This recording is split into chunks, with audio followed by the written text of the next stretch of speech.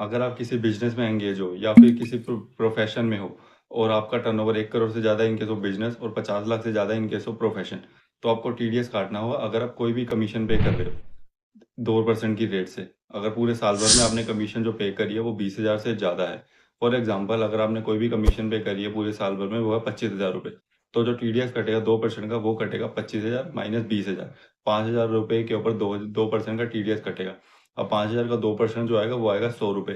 अब इस 100 रुपये को आपको जमा करवाना होगा अगले महीने की 7 तारीख से पहले पहले।